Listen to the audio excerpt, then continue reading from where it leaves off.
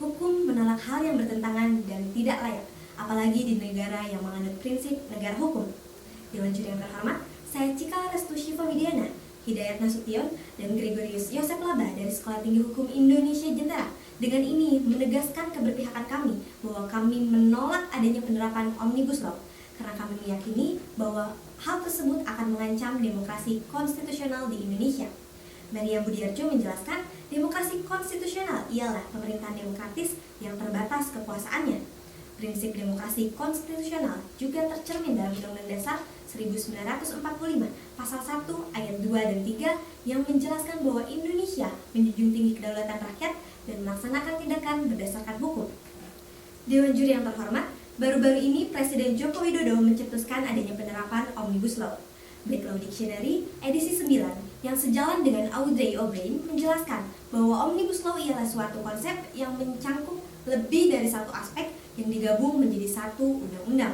Di dalam penerapannya, Omnibus Law mencakup 4 rancangan undang-undang, yaitu perpajakan, kefarmasian, ibu kota baru, dan cipta kerja. Kenapa Omnibus Law ini digunakan? Ialah sebagai salah satu solusi untuk menangani permasalahan regulasi. Tetapi kita perlu mengetahui terlebih dahulu apa masalah regulasi yang ada di Indonesia. Pusat Studi Hukum dan Kebijakan mencatat ada 6 masalah regulasi di Indonesia. Yang pertama ialah proses rencana pembangunan nasional yang tidak selaras dengan proses perencanaan regulasi. Yang kedua ialah hyperregulasi, yang ketiga ialah tumpang tindih regulasi, yang keempat ialah ketidakefektifan dalam implementasi, yang kelima ialah tidak sesuai dengan materi muatan, dan yang terakhir tidak ada lembaga tunggal yang memiliki otoritas dalam penanganan regulasi secara keseluruhan. Adanya masalah tersebut berakibat Indonesia memiliki indeks yang rendah di dalam regulasi, seperti yang dikeluarkan oleh World Bank dari tahun 1996 hingga 2017, Indonesia hanya memperoleh skor minus 0,07. Posisi tersebut juga selaras dengan Global Competitive Index pada tahun 2018 Indonesia yang dikeluarkan oleh World Economic Forum. Indonesia hanya menempati 50 dari 140 negara. Lalu apakah Omnibus Law merupakan solusi yang tepat? Tentu tim kami menolak dengan tegas hal tersebut karena Omnibus Law hanya menyelesaikan satu dari 6 masalah regulasi yang ada, yaitu hyperregulasi. Atas dasar itu semua, kami sebagai tim kontra memiliki 3 alasan kenapa kami menolak penerapan Omnibus Law. Yang pertama, Omnibus Law mengabaikan ketentuan formal pembentukan undang-undang. Yang kedua, jika Omnibus Law diterapkan dan gagal, hal tersebut akan menambah beban regulasi. Yang ketiga, Omnibus Law hanya bersifat reaktif, tapi tidak berkelanjutan. Memperkuat argumentasi dari pembicara pertama kami, setidaknya ada 3 alasan mengapa kami menolak penerapan Omnibus Law di Indonesia, yaitu 1. Omnibus Law mengabaikan ketentuan formal pembentukan undang-undang. Pasal 20 dan 22A Undang-Undang Dasar 1945 telah memberikan kewenangan kepada Presiden dan Dewan Perwakilan Rakyat untuk membentuk undang-undang, yang kemudian diejawantahkan ke dalam Undang-Undang Nomor 12 Tahun 2011 tentang pembentukan peraturan perundang-undangan.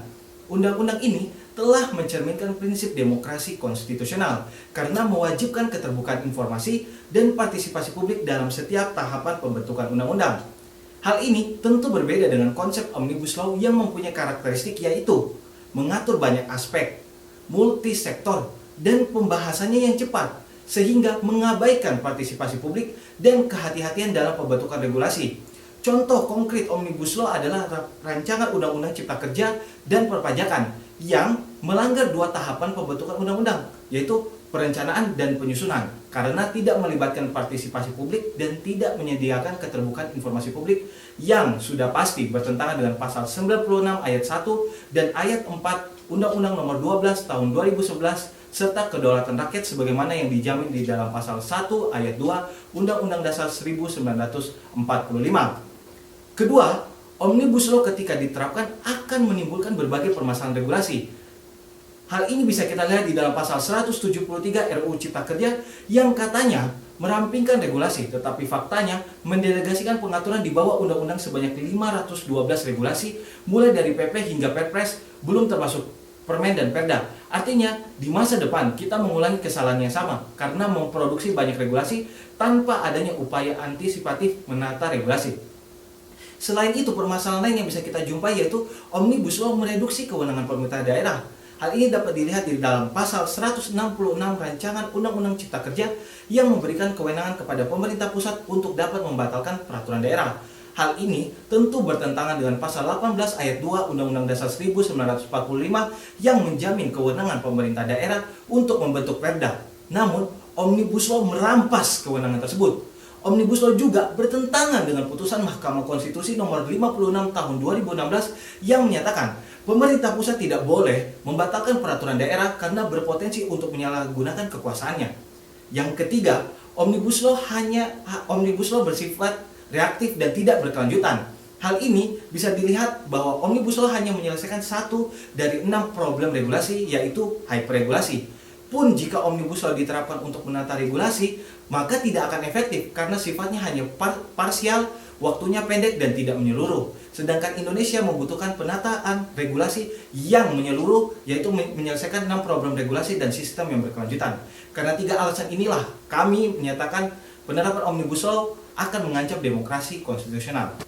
Errare humanines, detripare, ubindein, errore, perservare. Membuat kekeliruan adalah manusiawi, tapi tidaklah benar jika mempertahankan kekeliruan itu. Omnibus Law adalah kekeliruan yang nyata. Alih-alih membenahi problem regulasi yang ada di Indonesia, Omnibus Law sendiri justru bertentangan dengan prinsip demokrasi konstitusional dan menambah beban regulasi, sebab proses pembentukannya bersifat reaktif dan parsial.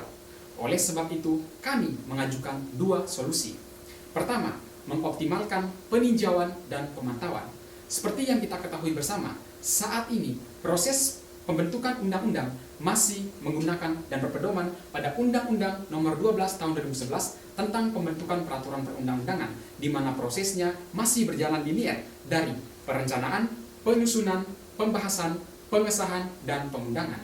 Padahal sejatinya kita membutuhkan peninjauan dan pemantauan untuk menghubungkan proses pengundangan dan perencanaan agar tercipta sebuah siklus untuk dapat mengukur implementasi undang-undang itu di lapangan yang meliputi ketercapaiannya hasil penerapannya, dan juga dampak serta kemanfaatannya.